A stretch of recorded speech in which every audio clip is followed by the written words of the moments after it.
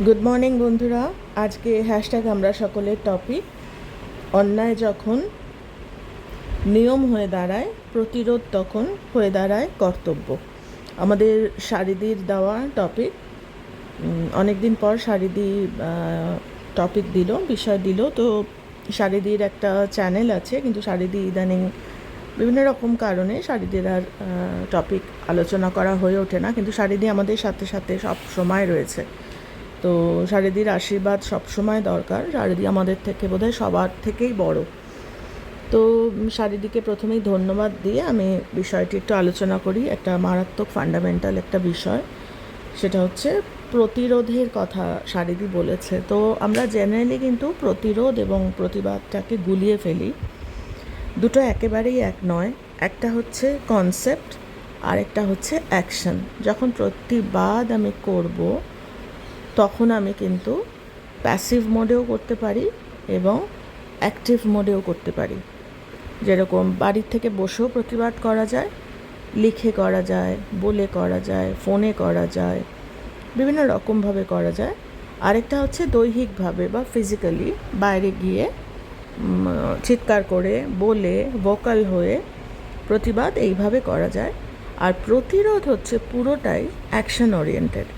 মানে ওখানে যেরকম দুটোই অপশান আছে, এখানে কিন্তু কোনো আর অপশান নেই। প্রতিরোধ মানে হচ্ছে একেবারে ডাইরেক্ট আমাকে আটকাতে হবে। যেরকম আমি উদাহরণ দিয়ে একটা বলছি, আমি একেবারেই এই বিষয় থেকে হয়তো আলাদা মনে হবে, কিন্তু আমি জাস্ট কনসেপ্টটা বোঝানোর জন্য আমার নিজের আন্ডারস্ট্যান্ডিং আমি শেয়ার করছি। সেটা হচ্ছে যে মাথার চুল যখন পড়ে যায়, সেক্ষেত্রে কি প্রতিবাদ করে কোনো লাভ হয়? কাকে আমি চিঠি লিখবো, কার জন্য আমি চেঁচাবো? প্রতিবাদ মানে আমার যে চুলটা মাথায় পড়ে যাচ্ছে, আমি যে টাকলা হয়ে যাচ্ছি, সেটা আমি প্রতিবাদ করে কি কিছু করতে পারবো? দুরকমভাবেই যদি করতে চাই, কোনো লাভ হবে না। সেখানে আমায় প্রতিরোধ গড়ে তুলতে হবে। মানে যেটাকে বলে ফেন্সিং গড়ে তুলতে হবে কজের। মানে এমন কিছু ক্রিয়েট করতে হবে কজ, যেটাতে আমার চুল পড়াটা বন্ধ হয়ে যায়। তো আমার মনে হয় প্রতিরোধ, আমার মনে হয় সবার আগে প্রতিরোধ গড়ে ওঠে মানসিকভাবে। যে আমি একেবারে বললাম যে প্রতিরোধের আর কোনো দ্বিতীয় অপশন থাকে না, একটাই অ্যাকশন ওরিয়েন্টেড। ওটা প্রেয়ারেও হতে পারে বা ডিটারমিনেশনেও হতে পারে যে আজকে থেকে আমি আমার এমন কিছু করব না, এমন কোনো ভাজাভুজি খাবো না যেটা আমার অ্যাসিডিক টেন্ডেন্সি হতে পারে, বা আমার একেবারে ফান্ডামেন্টাল লেভেল থেকে আমার চুলগুলো পড়ে যাচ্ছে, সেটাকে আমাকে আটকাতে হবে, প্রতিরোধ গড়ে তুলতে হবে। সেটার জন্য বিভিন্ন রকম আমরা অ্যাকশন ওরিয়েন্টেড বলে কিছু লাভ নেই, তো আমাকে অ্যাকশন নিতে হয়। তো এবার আমি সমাজের কথায় আসি।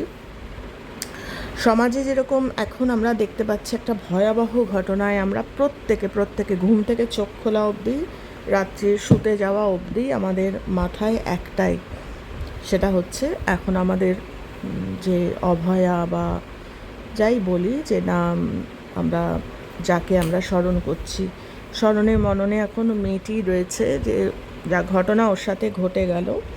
এবং আমি আমার আমার ক্ষেত্রে আমি বলতে পারি যে অন্যায় বা যে ক্রাইম বলবো, এটা অন্যায় নয়, অন্যায়ের মারাত্মক ডিগ্রি থাকে না, এটা হচ্ছে ক্রাইম, অপরাধ। সেই অপরাধ প্রতিবাদ করার মতো আমার মানে আমি এতটাই দূরে আছি, কখনো কখনো মনে হয় যে আমি কলকাতায় যাই বা যেখানে সূত্রপাত সেখানে যাই, তো সেটা সম্ভব নয়। তো আমি আমার প্রতিরোধ আমার গড়ে তুলছি। সেটা হচ্ছে যে এই জিনিস, এই ভয়াবহ জিনিস, মানুষের প্রথম হচ্ছে মানুষের মন।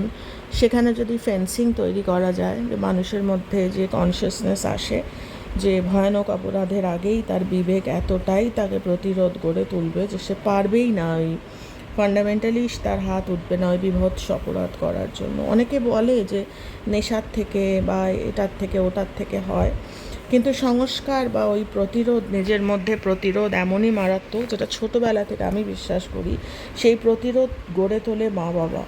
কাজেই আমি বিশ্বাস করি না, মানে আমি এমন প্রচুর লোক দেখেছি নেশারে, মানে যারা নেশা করে, কিন্তু তাদের ওই প্রতিরোধ মা বাবা তৈরি করা যে ফেন্সিং রয়ে গেছে, তার থেকে হাজার নেশাই করুক না কেন, তারা কিন্তু মেয়েদের সাথে এই ঘটনা ঘটায় না। প্রচুর এরকম এক্সপিরিয়েন্স আছে।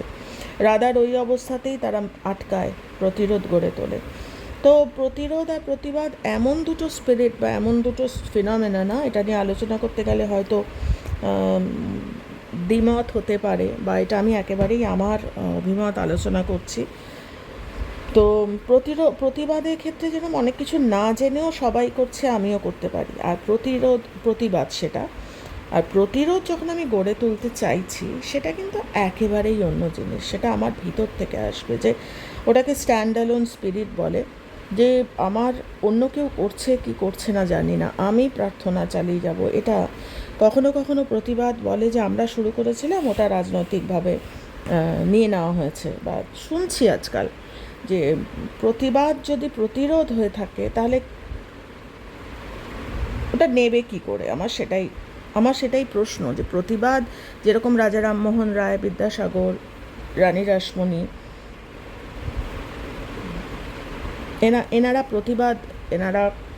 প্রতিবাদ হয়তো রাস্তায় নেমে, আমি রানীর কথাই বলছি, প্রতিবাদ হয়তো রাস্তায় নেমে করতে পারেননি, কিন্তু প্রতিরোধের ক্ষমতা আমরা দেখেছি কিভাবে পয়সা উনি গোপনে, আমরা জানি এই গল্প সবাই, আমরা একটু ভাবলেই ব্যাপারটা বেরিয়ে আসবে, যাতে প্রতিরোধ একটা গড়ে ওঠে। সেই জন্য কিন্তু পর্দার আড়ালে থেকেও রানী কিভাবে সাহায্য করে গিয়েছিলেন, কেননা তার ভিতরে ওই ডিটারমিনেশনটা ছিল যে একটা প্রতিরোধ একটা গড়ে তুলতে হবে। এই বিধবা বিবাহ বা পড়াশোনা মেয়েদের করতে দেওয়া হতো না। তো এইরকমই, যেরকম আমার ক্ষেত্রে আমি বলতে পারি যে এই যে প্রতিবাদ একটা হচ্ছে, প্রতিবাদের স্পিরিটটা কিন্তু দুরকম হতে পারে, এর আগেই আমি বললাম। তো একটা হচ্ছে প্রতিবাদ, আমি চিৎকার করলাম বা আমি কমেন্ট করলাম, সাময়িক একটা কমেন্ট করে তার উপর ঝাঁপিয়ে পড়লাম, বা বিভিন্ন রকমভাবে ফিজিক্যালি আমি করলাম, কিন্তু আমার ভিতরে আমি প্রতিরোধ গড়ে তুললাম না। প্রতিরোধ গড়ে তোলা বলতে যেরকম আমার সম্বন্ধে মাঝখানে কয়েকটা শুরু হয়েছিল, যে আমি হ্যাশট্যাগ আমরা সকলের থেকে আমার একটা পয়সার একটা আর্থিক একটা লাভের ব্যাপার আছে। তো যেদিন সেটা শুনলাম সেদিন কিন্তু আমার প্রতিবাদ আমি করিনি, একেবারেই প্রতিবাদ করিনি, কেননা মানুষ যারা ফান্ডামেন্টালি বুঝতে পারবে তারা জানবে আমি কিন্তু ভিতরে ভিতরে প্রতিরোধ গড়ে তুলেছিলাম।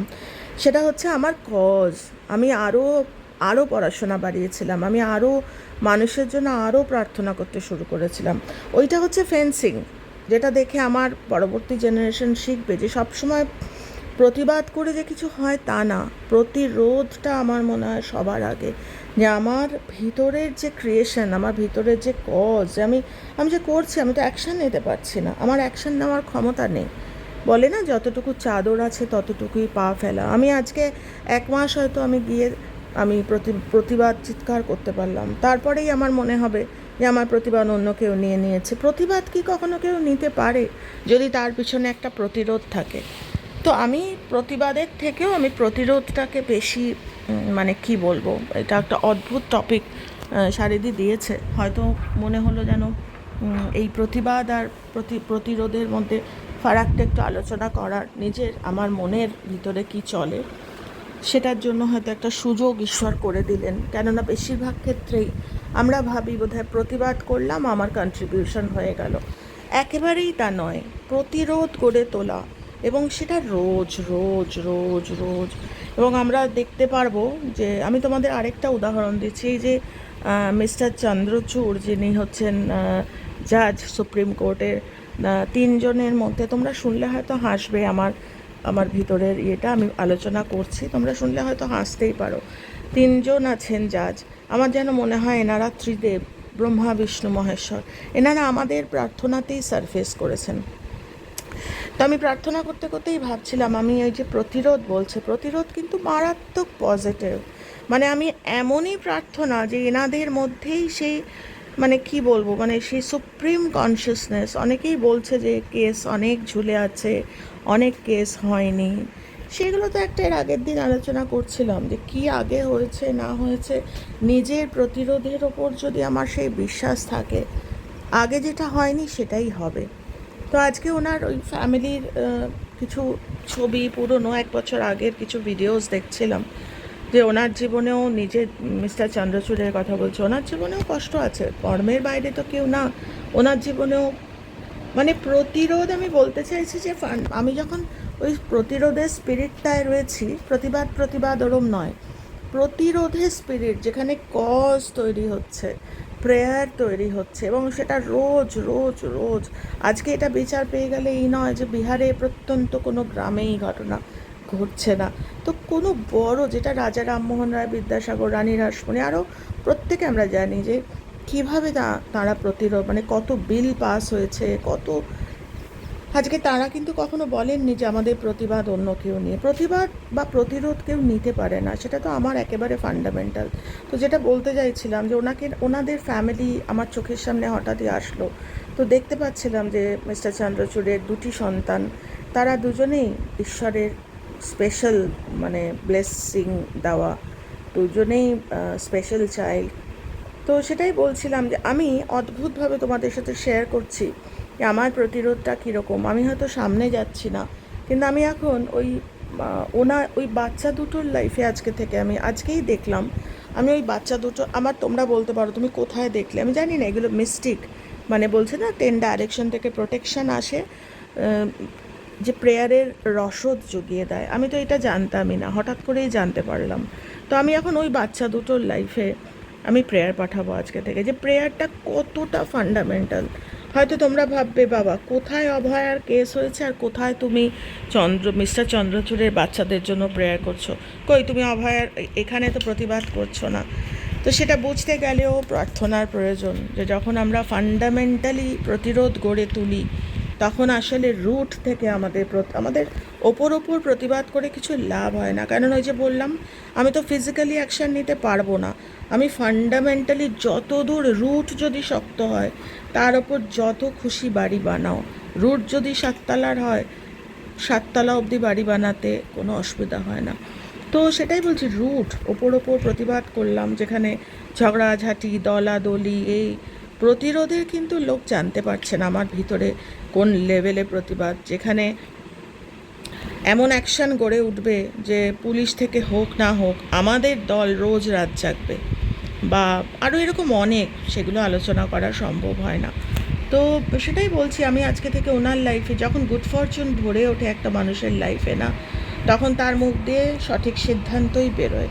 মানুষের ডিসস্যাটিসফ্যাকশন, মানুষের না পাওয়াগুলো এমন জড়িয়ে থাকে মানুষের জীবনে না, তো আমাদের আরও ভুল সিদ্ধান্ত নেওয়ায়, বা আমরা অনেক ভুল করে ফেলি। তো সেখানে যদি আমরা এইভাবে, যেরকম আমাদের ঠাকুর আমাদের শিখিয়ে গেছেন না, যে ফান্ডামেন্টালি একটা মানুষের মধ্যে দুটো সত্তা থাকে, একটা হচ্ছে বাহ্যিক সত্তা আর একটা হচ্ছে অন্তরের সত্তা। সেই সত্তাটা যদি আমাদের প্রশ্ন করে যে আমি কী করছি, আমি কি প্রতিবাদ একটা ওপর একটা কেননা ওখানে আমার অ্যাকশান নেওয়ার কোনো ক্ষমতাই নেই, আমি আইডেন্টিফাই করতে পারছি না। 50 জন যাচ্ছে, আমি 51 জন হচ্ছি, ওতে কী এলো গেল। তার থেকে আমি যদি বাড়িতে বসে একটা মানুষের দায়িত্ব নিই, প্রেয়ার করি, যে যারা এতগুলো মানুষ মানে এই প্রতিবাদ করছে, তারা যাতে ঠিক মতো প্রতিবাদ করতে পারে, তাদের মধ্যে যেন অন্য কোনো ভুল চিন্তা না আসে, তারা যেন একদম চালিয়ে যেতে, মানে যতক্ষণ না আইন পাস হচ্ছে ততক্ষণ যেন, তোমরা হয়তো বুঝতেই পারবে যে আমার ভিতরে ওটাই চলছে, যে একটা কঠোর আইন পাস হোক। যে ঘটনা ঘটে গেছে সেটা আমরা চেঞ্জ করতে পারবো না, কিন্তু যে আইনটা তৈরি হবে সেই আইনে কিন্তু অনেক বাচ্চা, সে প্রত্যন্ত গ্রাম থেকে যারা বেরোচ্ছে, যাদের ছোটো বয়সে বিয়ে হয়ে যায়, তারা বাড়িতে অত্যাচারিত, তাদের কি হবে? প্রত্যেকটা বাচ্চা যেন সঠিক বিচার পায়, সেরকম একটা আইন পাস হোক। এবং যারা আইন পাস করবে এবং যারা প্রতিবাদ করছে রাস্তায় নেমে, আমরা যেরকম পারছি না, আমাদের হয়ে যারা প্রতিবাদ করছে, তাদের হাত পাগুলো যেন শক্ত হয়, তাদের মাথাগুলো যেন ঠিক থাকে, তারা যেন অন্য কিছুর মধ্যে জড়িয়ে না পড়ে, যে অন্য রাজনৈতিক দল নিয়ে প্রতিবাদ কোনো দিন কেউ নিতে পারে না। আমার এই ছোট্ট সীমিত একটা ভিডিও, আমি জানি না কজন মানুষ দেখবেন, যদি দেখে থাকেন তাহলে এটা আমার একমাত্র বক্তব্য, যে প্রতিবাদ যদি প্রতিরোধ না হয়, ফান্ডামেন্টালি সেটা যদি প্রতিরোধ না হয়, যে আমি আমার মুখ্য উদ্দেশ্য যতক্ষণ না চরিতার্থ হচ্ছে, যতক্ষণ না আইন পাস হচ্ছে, যতক্ষণ না শুধুমাত্র একটি ঘটনা না, এরকম প্রচুর ঘটনা, তার আগেনস্টে যখন একটা বড় কর্ম, একটা লফটি টার্গেট, এবং যারা সেটা মাঠে নেমে করছেন, তাদের হাত দুটো শক্ত করার জন্য আমরা যারা পিছনে রয়েছি, যেরকম রানী রাসমণির কথা বারবার মনে হয়, যারা পিছনে রয়েছি, তারা একটা যদি প্রতিরোধ আমরা গড়ে তুলি, আমরা নিজেদের কাজে নিজেদের সংসারে 7 দিন আমরা প্রতিবাদ করি, 8 দিনের দিন বলি কি করব বলো, এত আমরা ভুল ওটা করতে তো আজকে তো করিনি, ভুলে গেছি। কেননা আমাদের ভিতরে ওই প্রতিরোধ তো গড়েই ওঠেনি, আমরা কোনো মানুষের জন্য প্রার্থনা করতে শিখিনি। এই যে এক একটা গ্রুপ প্রেয়ার মানে প্রতিবাদে নেমেছে, তাদের প্রতিবাদ যেন আরও দিনে দিনে শক্ত হয়, টিল দ্য টাইম আইন বেরোচ্ছে বা যে যেরকমভাবে প্রার্থনা করছে, ততদিন আমরা আমাদের প্রতিরোধের প্রার্থনা চালিয়ে যাব। একটা দিনও মিস হবে না। যে জাজেরা এই যাদের মুখ থেকে মুখনিসৃত ঠাকুর বলছেন না, সে যতক্ষণ না বেরোচ্ছে আমরা তাদের জীবনে প্রার্থনা পাঠিয়ে যাব, যাতে মারাত্মক একটা প্রতিরোধ গড়ে ওঠে। এই জিনিসের হওয়ার আগে যেন একটা আইন পাস হয়ে যায়। কেননা আমরা দেখতে পাচ্ছি প্রতিনিয়ত, কিন্তু কালকে একটা খতিয়ান দেওয়া হয়েছে, একটা হিসেব দেওয়া হয়েছে যে ঘন্টায় কত এই জিনিস হচ্ছে, দিনে কত হচ্ছে, মাসে কত হচ্ছে, বছরে কত হচ্ছে, আর কত আমরা শুনবো, আর কত আমরা প্রতিবাদ করব। এই প্রতিবাদের ফেসবুক, এই সোশ্যাল মিডিয়ায়, হ্যাঁ একটা সেকশনে হয়তো 10% কাজ হচ্ছে, কিন্তু আমার মনে হয় প্রতিটি মানুষের মধ্যে যদি এই ফান্ডামেন্টাল জায়গা, যে আমার কি করণীয়, আমার যদি আজকে ক্ষমতা থাকতো, আমি যদি একটা চিঠি পাঠাতে পারতাম, মানলাম সেই প্রতিবাদ, ফিজিক্যাল প্রতিবাদ মানলাম, কিন্তু কথা হচ্ছে যে ভিতরে যার কোনো প্রতিরোধই গড়ে ওঠেনি, যে আজকে আমি রোজ রোজ, আজকে ঠাকুর না করুক আমার নিজের কারোর সঙ্গে হলে আমি কি করতাম, সেই লেভেলে গিয়ে প্রতিরোধ গড়ে তোলা। যে আজকে থেকে এই যে 3জন জাজ, যারা ওরা বাইরে নয়, বাইরে প্রতিবাদ করছে, কিন্তু এদের সাথে আমাদের সেন্টারে রয়েছেন ওনারা, ওনাদের মধ্যে আমরা গুড ফরচুন পাঠাচ্ছি, এত গুড ফরচুন পাঠাচ্ছি না, তাদের মুখ থেকে যে বাণী বা মুখ থেকে যে কথাগুলো বেরোবে, সেগুলোই তো আইন হয়ে বেরোবে। সেগুলো যেন একেবারে আমাদের সমাজের জন্য, বলছে না গ্রেট গুড, একটা যখন খারাপ কিছু হয় তার সাথে সাথে গ্রেট গুড আসে, বলছে গ্রেট ইভিল যখন আসে তখন গ্রেট গুড ফলোজ। এগুলো বুদ্ধিজমের মারাত্মক স্ট্রং সমস্ত কনসেপ্ট। একটা গ্রেট ইভিল সারফেস করেছে, সঙ্গে সঙ্গে গ্রেট গুড ফলোজ। আজকে আমরা আমাদের এই প্রার্থনার প্রতিরোধ আমরা কিন্তু গড়ে তুলতে পারি। প্রতিবাদ যারা করতে পারছে তারা তো 100 বার করতে পারছে।